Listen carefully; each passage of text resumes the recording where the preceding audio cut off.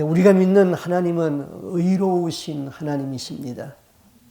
또 역시 천국은 의로운 백성이 들어갈 수 있는 곳이 천국입니다. 의롭지 못한 사람은 천국에 들어갈 수가 없습니다. 로마서 3장 10절에 모든 사람이 죄를 범하였음에 하나님의 영광에 이르지 못하더라 그랬습니다. 그럼 이 모든 사람 속에는 여러분도 포함되어 있고 저도 포함되어 있습니다. 그러므로 저나 여러분이 다 천국에 죄를 가지고는 들어갈 수가 없고, 우리가 천국에 들어갈 수 있는 길은 죄를 용서 안 받고 의로운 백성이 되어야지 천국에 들어갈 수가 있는 것입니다. 우리가 예수를 잘 믿으려고 그러면은 그 두 가지 문제에 부딪히게 되죠. 첫째는 죄의 문제고, 두 번째는 그 의의 문제인 것입니다. 나는 아무리 생각해 봐도 죄입니다. 죄의 목록을 하나하나 기록하려고 그러면은 어디서부터 어디까지 써야 될지 죄가 너무나도 많습니다. 그래서 어거스틴은 이런 고백을 했습니다. 하나님이시여, 나의 모든 행위와 나의 모든 생각 가운데 죄 아닌 것이 어디 있습니까? 그랬습니다. 내 피 속에 죄가 숨어 있고, 내 살 속에 죄가 있고, 내 뼈 속에도 죄가 있습니다. 이 죄 문제를 어떻게 해결할 것인가? 이 죄 문제에 대해서 여러분 고민을 안 해봤다면요, 죄 용서함도 없는 거예요. 죄 문제에 대해서 한번 깊이 고민을 해봐야 되는 것이죠. 자, 그러면 두 번째는 이 죄 문제가 해결되었다고 합시다. 비교적 죄를 짓지 아니하고 선한 일을 하면서 산다고 합시다. 그렇다고 천국 가는 건 아니죠. 하나님이 요구하는 의를 만족시켜야지 천국에 갈 수가 있습니다. 자, 죄 그러면은 자기죄와 부자기죄로 나눌 수가 있습니다. 자기죄는 내가 행하여서 짓는 죄가 자기죄입니다. 간음하지 말라 했는데 간음했습니다. 도둑질하지 말라 그랬는데 도둑질했습니다. 거짓말하지 말라 그랬는데 거짓말했습니다. 이게 자기죄입니다. 이 부자기죄는 내가 하여야 할 일을 하지 아니한 것이 부자기죄입니다. 그러면 사회에서는 부자기죄에 대해서는 비난을 받을 수 있지만은 죄에 대해서 처벌은 하지 못합니다. 불신자들이 주로 짓는 죄는 자기죄, 하지 말라는 것을 해서 죄를 짓습니다. 신자들은 자기죄는 별로 안 짓는데 부자기죄에 지금 죄를 짓고 있으면서도 그것이 사회에서 죄라고 인정하지 않기 때문에 죄를 모르고 사는 것이죠. 한번 예를 들면요, 성경 말씀을 들으면요, 마태복음 25장 45절 46절에서 예수님이 이렇게 말씀하세요. 이에 임금이 대답하여 가라사대 내가 진실로 너희에게 말한다. 이 지극히 작은 자 하나에게 하지 아니한 것이 내게 하지 아니한 것이니라 하시리니 저희는 영벌에 의인들은 영생에 들어가리라. 그럼 지극히 작은 자 하나에게 하지 아니한 것이 죄라고 그랬어요. 이 죄가 얼마나 큰지요? 영벌에 들어간다고 그랬어요. 지옥에 들어간다고 그랬어요. 큰일 아닙니까? 지극히 작은 자에게 예수님에게 하듯 하지 아니한 것, 그 부자기죄예요. 그런데 그렇게 하지 아니하면은 영벌에 들어간다. 지옥에 들어간다. 또 야고보서 4장 17절에 그러므로 선을 행할 줄 알고도 행하지 아니하면은 죄니라. 이것이 선인 줄 알면서도 행하지 아니한 것이 죄다. 데살로니가전서 5장 16절 이하에는 항상 기뻐하라. 쉬지 말고 기도하라. 범사에 감사하라. 이는 그리스도 예수 안에서 너희를 향하신 하나님의 뜻이니라. 베드로전서 1장 16절에는 기록하였으되 내가 거룩하니 너희도 거룩하라. 자, 그러면요. 지극히 작은 자에게 하지 아니한 것, 주님에게 하듯 하지 아니한 것 죄지요. 선을 알고도 행치 아니한 것 죄지요. 내가 기도해야 되는데도 기도하지 아니한 것 죄지요. 범사에 감사하라고 그랬는데 원망 불평 많았지요. 거룩하지 못한 것 죄지요. 이와 같은 죄가 부작위죄입니다. 간음이나 도적질한 것만 죄가 아니라 하라는 것을 하지 아니한 것도 죄다 이거죠. 우리는 이런 죄를 사회에서 죄라고 인정하지 않기 때문에 이런 죄를 지으면서도 죄인 줄을 모르고 살아가고 있다. 이게 문제지요. 착한 사람들은, 선한 사람들은 자기 나름대로의 선한 일을 합니다. 그런데 그 선한 일도 하나님으로부터 나오지 아니한 선은 하나님 나라에서 무효라고 그랬어요. 성경은 말하기를 인간이 행하는 의는 하나님 보시기에 누더기 같다, 걸레와 같다 그랬어요. 이 누더기 같은 옷을 입고는 천국에 들어갈 수가 없는 것이죠. 제가 몇 주 전에 그 스웨덴 보리에 대해서 이야기했죠. 중요하기 때문에 한 번 더 언급합니다. 스웨덴 보리는 목사의 아들로 태어나가지고 위대한 그 과학자였습니다. 그런데 57세 되던 해에 하나님이 그를 사역자로 불렀습니다. 그에게는 특별한 은혜를 주가지고는 그의 영이 수시로 빠져나가서 천국과 지옥에 있는 영들과 대화할 수 있는 그런 은혜를 주었습니다. 그래서 그의 영이 천국과 지옥에 가 있는 사람들과 대화를 해가지고 그 경험한 사실을 다 책에다 남겼는데 그 책 중에 우리나라에 번역된 것이 있는데 천국과 지옥이라는 책입니다. 굉장히 내용이 깊기 때문에 좀 읽기가 힘들어요. 내 친구가 그것을 사서 이분이 아주 영적인 거에 관심이 많기 때문에 저에게 줘서 저는 한 번을 읽었는데 그 책을 저에게 주면서 하는 말이 나는 이 책을 6번을 읽었다고 그랬어요. 저는 한 번을 읽고 그 중요한 것만 제가 컴퓨터에다가 정리를 해놨어요. 거기에 이런 내용이 있어요.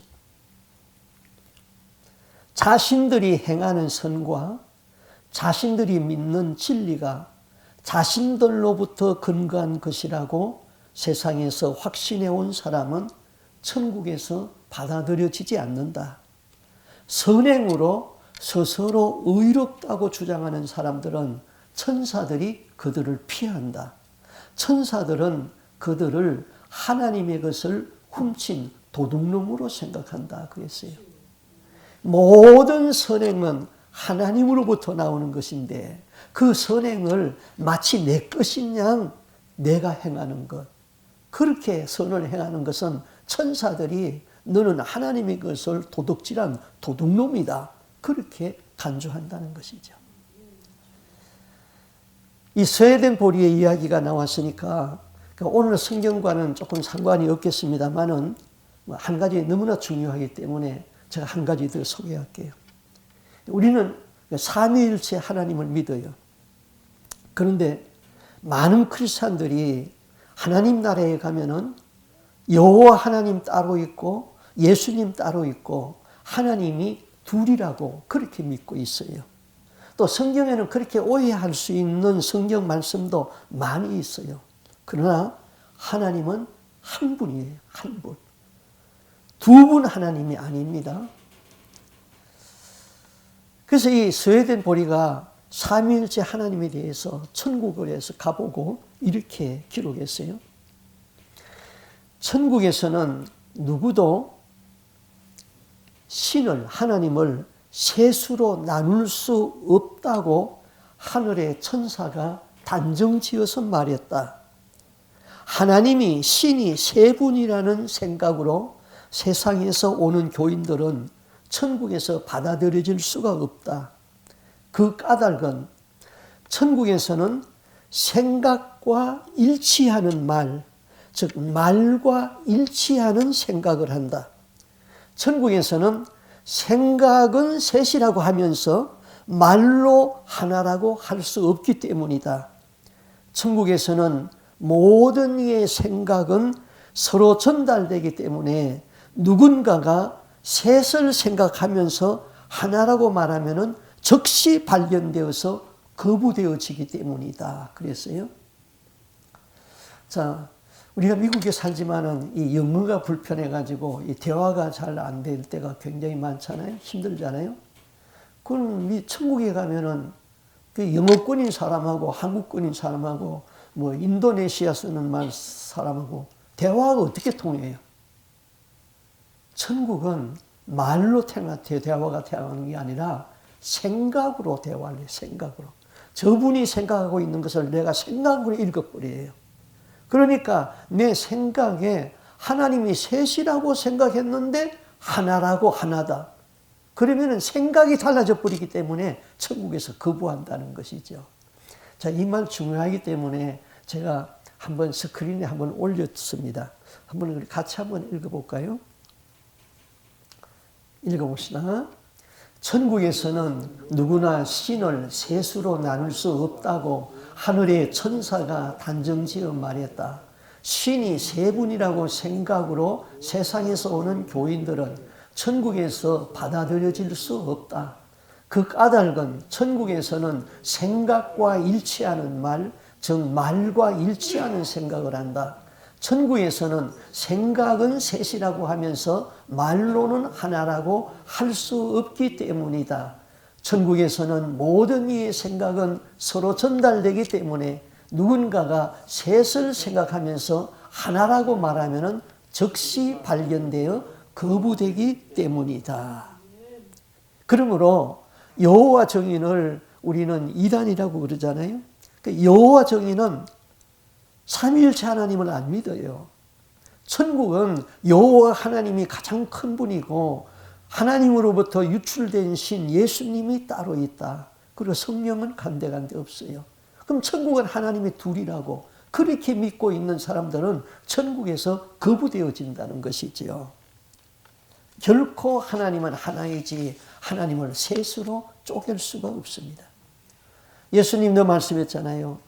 내가 아버지 안에, 아버지가 내 안에 있다. 나와 아버지는 하나이다.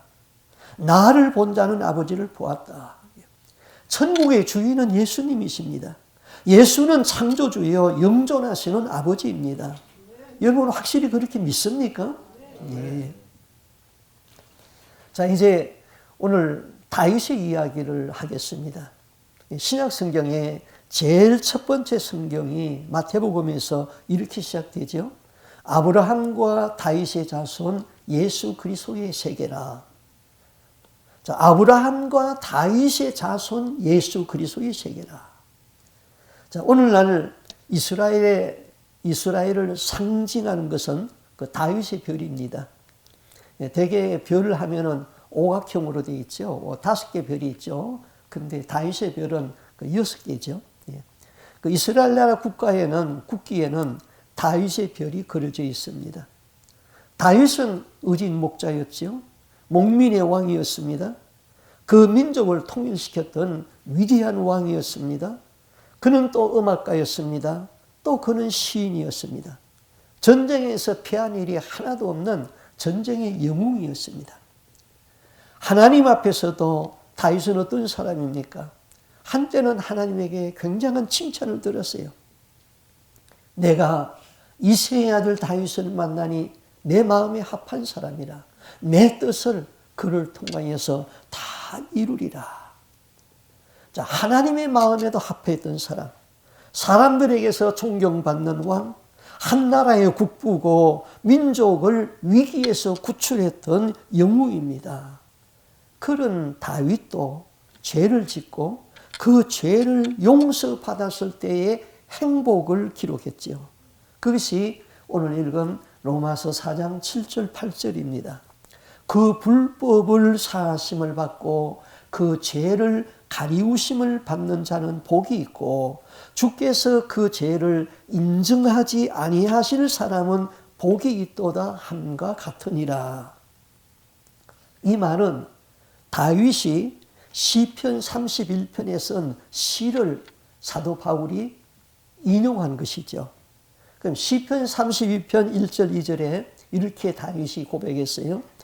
허물의 사함을 얻고 그 죄의 가리움을 받은 자는 복이 있도다. 마음의 간사가 없고 여호와께 정죄를 당치 않는 자는 복이 있도다. 그랬어요. 자, 여러분, 다윗의 일생에서 다윗이 가장 행복했던 때가 언제일까요? 그가 물맷돌 하나로 블레셋의 대장 골리앗을 쓰러뜨렸을 적에 그때일까요? 자기가 기름 부음을 받고 유다 나라의 임금이 되었을 때일까요? 아니면은 자기 아내 밧세바를 침실에, 자기 부하의 아내 밧세바를 침실에 끌어들이고 그를 끼워놨을 때일까요? 다윗의 행복을 알기 위해서는 다윗의 불행을 알아야 됩니다. 다윗이 중년이 되었습니다. 다윗이 다스리는 유다 나라는 아주 강성한 나라가 되었습니다. 이제 전쟁이 일어나도 왕이 직접 나가지 않아도 될 만큼 나라가 강성해졌습니다. 다윗이 다스리는 유다 나라와 이웃 나라 모압과 전쟁이 일어났습니다. 다윗은 이제 전쟁을 군대 장군 요압에게 맡겨서 전쟁에 보냈습니다. 그리고 그는 왕궁에 남아 있었습니다. 어느 날 늦잠을 자고 다윗이 왕궁 지붕 위를 거닐었다, 그렇게 말했어요. 그 왕궁 지붕 위를 거닐었다는 것은 성벽 위에 왕궁이 있었는데 그 성벽을 거닐었다 이거예요. 성벽을 거니면서 보니까 성벽 밑에 있는 부하들이 살고 있는 그 집들인데 한 여인이 안몸으로 목욕하고 있는 것이 보였습니다. 그때부터 다윗의 눈이 이상해졌습니다. 부하를 시켜서 그 여인이 누구인지 알아보라고 그랬습니다. 그 여인은 전쟁터에 나간 우리아라는 장군의 부하의 아내 밧세바였습니다. 권력이 하늘을 찌를 것 같은 다윗에게 그 전쟁에 나간 우리아쯤은 아무것도 아닙니다. 그래서 그 여인을 왕궁으로 불러들였습니다. 간 목욕한 여인의 향취가 다윗을 그냥 미치게 만들었겠지요. 다윗은 그 여인과 동침했습니다. 그 여인을 임신시켰습니다. 그 여인으로부터 연락이 왔어요. 내가 왕으로부터 임신되었습니다. 다윗은 이 죄를 은폐하고 싶었습니다. 그래서 즉시 전령을 전쟁터에 보내가지고 요압 장군에게 우리아를 빨리 휴가 보내라 그랬습니다. 우리아가 휴가가 왔습니다. 네 집에 가서 자거라. 누구의 아들인지 모르게 이 죄를 은폐하려고 했던 것이지요. 그런데 우리아가 집에 가지 아니하고 왕궁문에서 잡니다. 보고가 들어왔어요. 우리아가 집에 가지 않고 왕궁문에서 잡니다. 왕이 불렀습니다. 너 왜 집에 가지 않고 집에 가서 자라고 휴가를 줬잖아. 그때 우리아가 이렇게 말합니다. 임금님, 내 동료들과 장군들이 다 밖에서 야영을 하고 있습니다. 그런데 내가 이럴 때에 어떻게 집에 가서 잡니까? 왕의 사심을 맹세코 왕의 사심을 인하여서 맹세하느니 나는 절대로 그런 일을 할 수 없습니다. 자, 이만한 충신이 어디 있습니까? 다윗은 그날 우리아를 불러가지고 술을 취하도록 먹였습니다. 지가 술에 취하면은 술 기운에 지 마누라 찾아가겠지.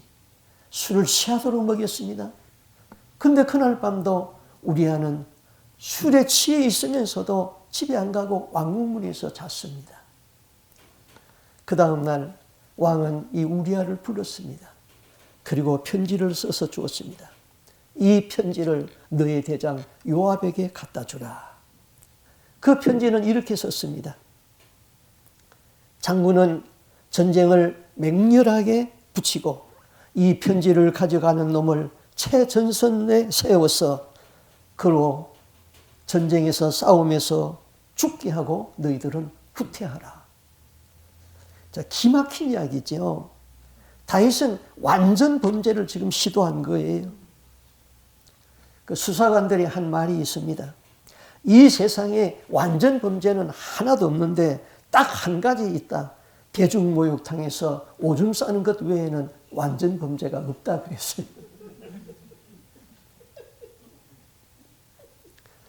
다윗은 이 사람을 죽이라는 이 사형명령서를 우리아의 손에 의하여서 요압에게 보냈습니다. 다윗은 우리아가 가면서 그 편지를 뜯어보지 않는다는 것도 알았습니다. 다윗은 우리아를 신뢰했습니다. 요압이 왕의 편지를 받아보니 기막힌 이야기입니다. 왕의 명령이니까 요압은 그대로 했습니다. 우리아도 죽었고 우리아와 함께 있던 몇 사람의 군인들도 죽었습니다.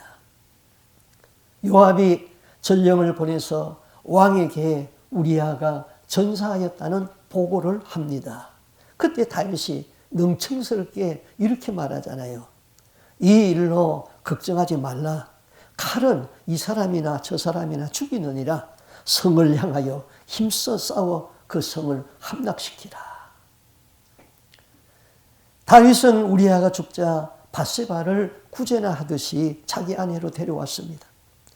그렇게 위대했던 한 시대의 영웅이 이렇게 파렴치범이 되었습니다. 하나님의 신에 감동이 있던 다윗이 마귀에게 붙잡혔습니다.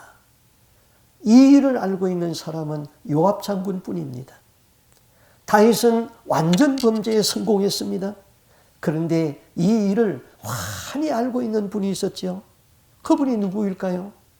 하나님이 알고 있잖아요. 또 누가 알고 있을까요? 마귀가 이것을 조작한 것이니까 사단 마귀가 알고 있잖아요. 선지자 나단의 지적을 보면은 이 일로 사단의 해방거리가 되었다. 그렇게 말했습니다. 다윗은 완전 범죄라고 생각했지만은 그의 마음은 변치 못했습니다.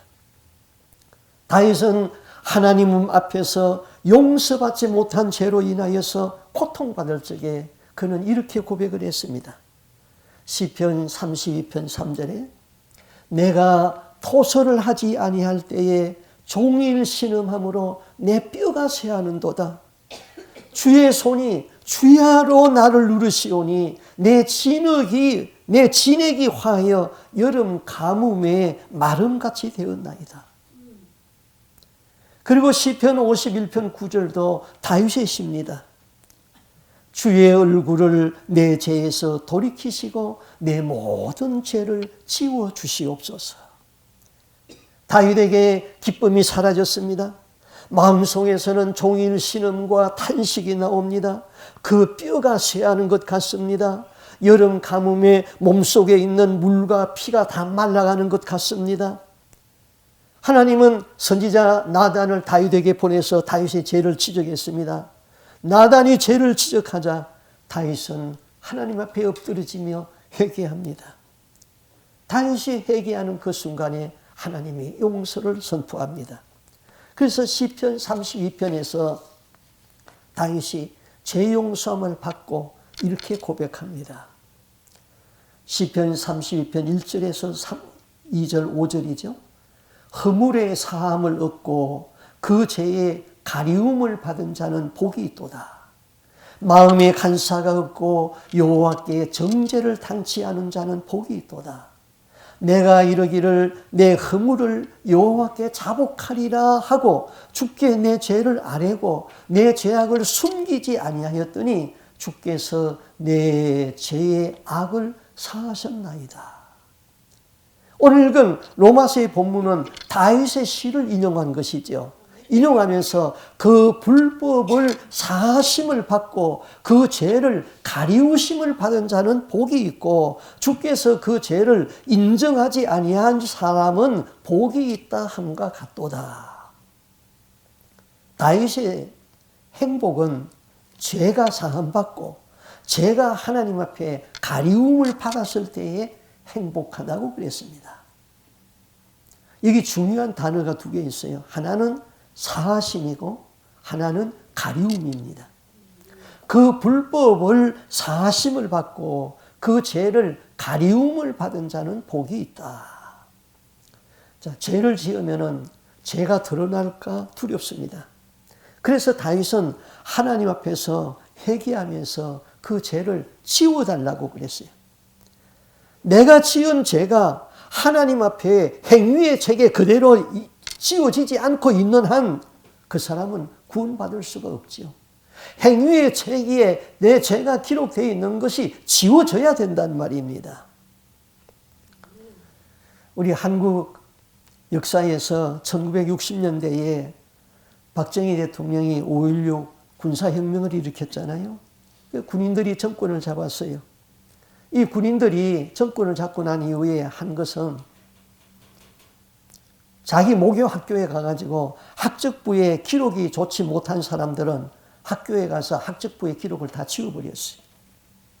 일본에 충성했던 사람들은 관청에 가가지고 일본에서 충성했다는 기록도 다 지워버렸어요. 공산당에 가입했던 사람들은 공산당에 가입했던 활동도 다 기록 지워버렸어요. 그 기록이 남아있으면 정치하기가 힘들잖아요. 그러면은 여러분이 지은 죄에 대한 기록은 행위죄에 기록되어 있는데 특별히 부작위죄에 대한 기록이 그대로 남아있는데 이건 누가 지울 수 있어요? 이거 지움받아야 되잖아요. 하나님이 지워줘야 됩니다. 하나님이 없애줘야 되는 것이죠. 언제 지워져요? 하나님을 믿을 적에 하나님이 의롭다고 내가 죄를 고백할 적에 하나님이 용서해 준다고 지워줄 수 있지요. 그 다음 가리움의 문제예요. 사람이 죄를 지우면은 두려워하는 것이 있죠. 그거는 그 죄가 노출되는 거예요. 죄가 노출되면은 견딜 수 없이 부끄럽잖아요. 그래서 그것을 가리어 보려고 합니다. 아담이 죄를 지었을 적에 부끄러워서 그 죄를 가리어 보려고 나무잎으로 가리었잖아요. 닉슨 대통령도 죄를 짓고 감추어 보려고 하다가 워터게이트 사건이 터져버렸잖아요. 클린턴 대통령도 죄를 짓고 감추어 보려고 하다가 지프게이트 사건이 터져버렸잖아요. 우리가 죄를 지었어요. 저마다 자기의 죄를 가리어 보려고 노력합니다. 그런데 사람 앞에서는 죄가 노출이 안 되었다 할지라도 하나님 앞에서는 어떻게 이것을 가릴 수 있습니까? 하나님 앞에서는 가릴 것이 없어요. 벗은 것 같이 드러난다고 그랬어요.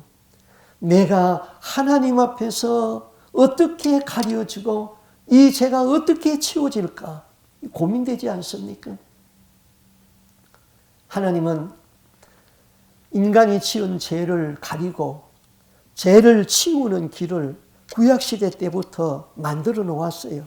우리는 하나님이 만들어 놓은 그 길로만 따라가면 되지요. 구약성경에 보면은 이스라엘의 절기 중에 대속죄일이 있습니다. 자, 이스라엘 달로 7월 1일은 나팔절이고 7월 10일이 대속죄일이고 7월 15일부터 일주일간 초막절 행사를 합니다.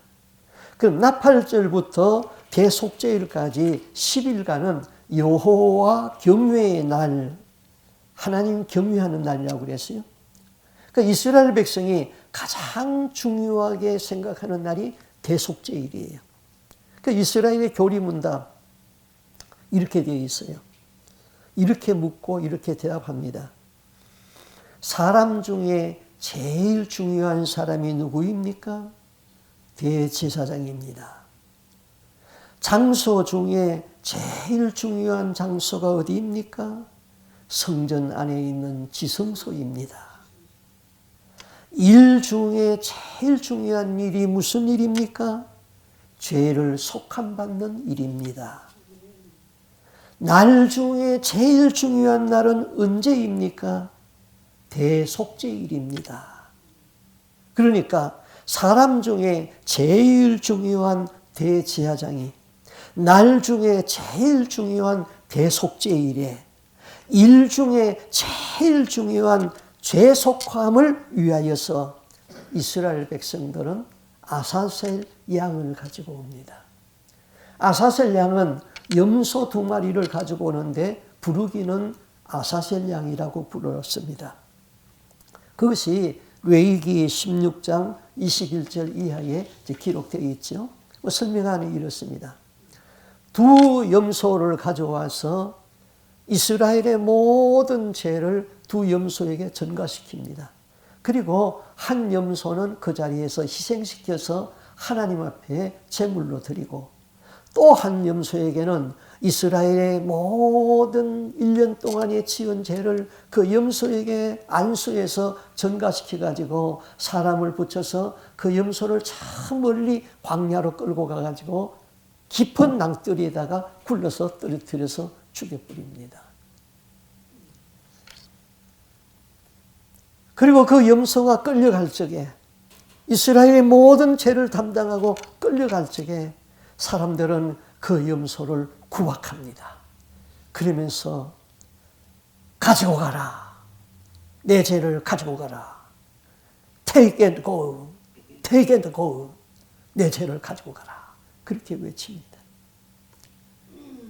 아사셀 양은 우리의 죄를 담당하고 영문박 십자가의 길을 걸어가신 예수님을 상징한 것입니다. 아사셀 양은 죄를 속죄할 뿐만 아니라 영원히 죄를 멀리 보낸다는 뜻이지요. 그래서 이 사실을 시편에서 이렇게 기록했습니다. 시편 103편 12절에 동이 서에서 먼 것 같이 우리 죄과를 우리에게서 멀리 옮기셨으며, 아사셀 양을 광야로 보낸 후에 대제사장은 이스라엘 온 백성에게 하루 동안 금식을 선포합니다.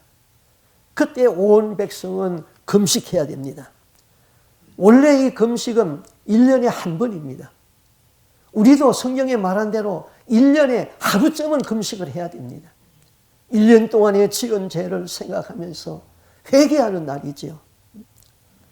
대속죄일은 이스라엘이 민족적으로 회개하는 날이죠. 대속죄일은 죄를 자각하면서 자기 영혼을 괴롭게 하는 날입니다. 하나님의 진노를 생각하면서 스스로의 영혼을 아프게 하는 날입니다. 죄 때문에 아파하는 날이 대속죄일이죠. 사람은 죄 가운데 태어나서 죄 가운데 살다가 죄 가운데서 죽습니다. 그러나 죄를 짓고서 회개하는 죄인은 용서받을 수가 있습니다. 회개하지 아니하는 죄인은 하나님도 구원하지 못한다고 그랬어요.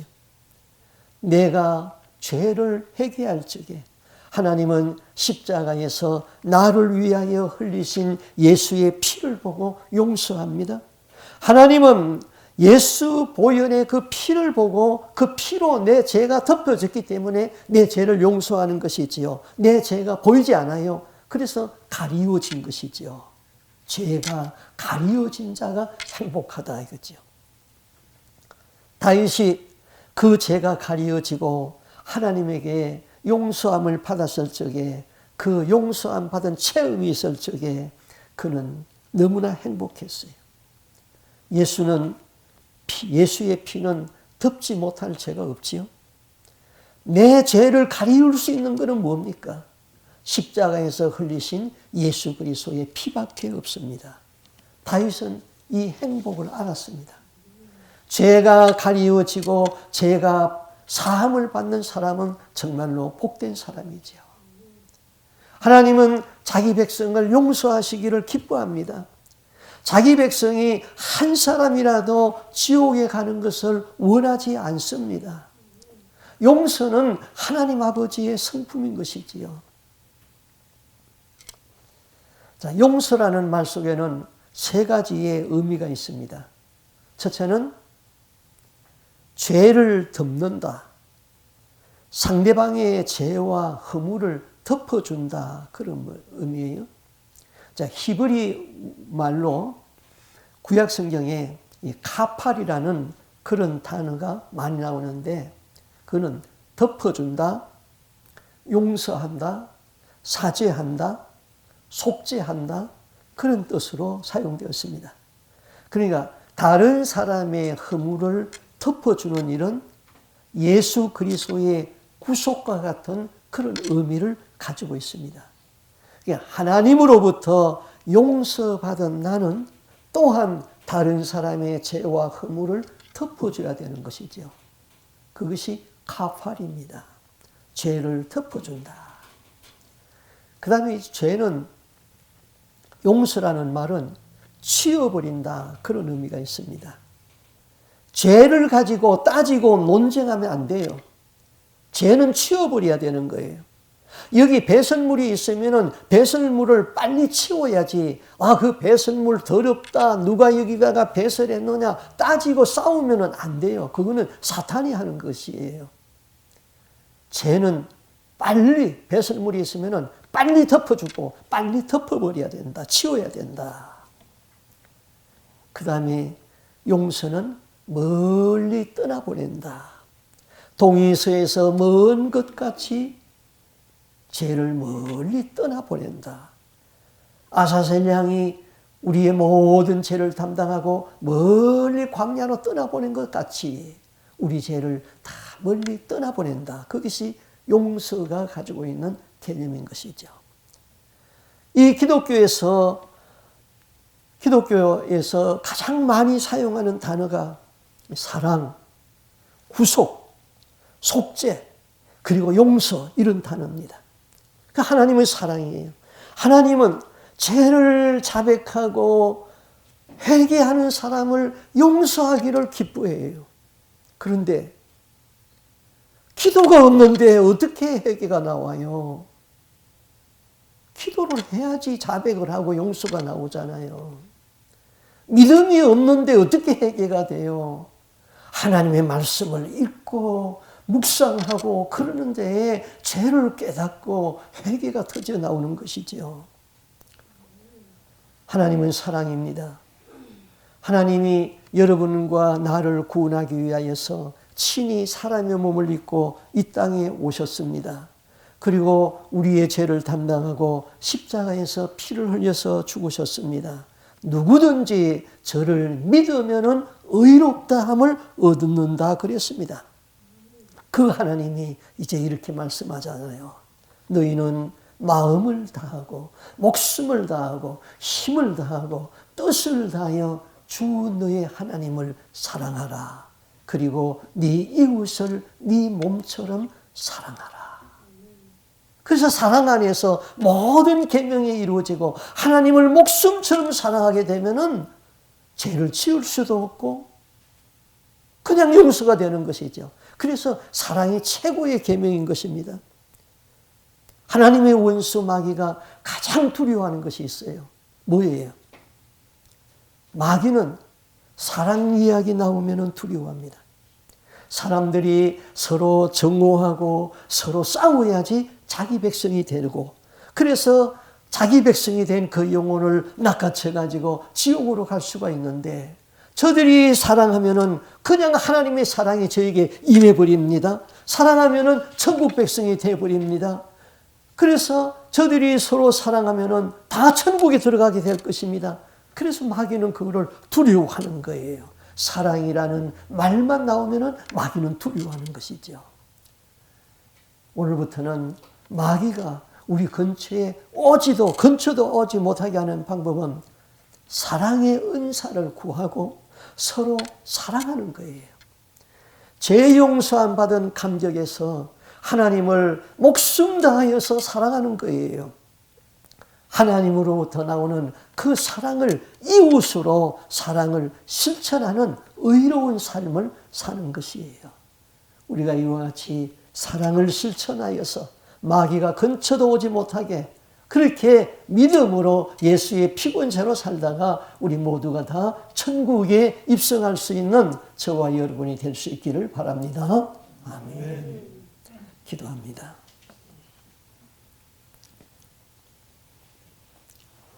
주님, 저희들에게 새 마음을 허락하여 주옵소서. 거룩한 영, 성령으로 우리에게 충만하게 하여 주옵소서. 우리에게 부드러운 마음을 허락하여 주시고 우리 육신에서 딱딱한 것을 제거하여서 회개할 수 있는 회개의 영으로 충만하게 하여 주옵소서. 우리가 살다 보면은 죄 없는 사람이 없습니다.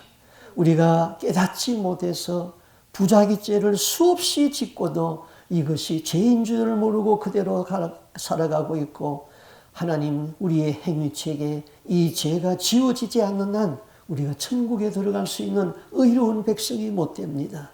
주의 성령이 우리를 날마다 깨우쳐 주시옵시고 회개의 영으로 임재하여 주시옵소서.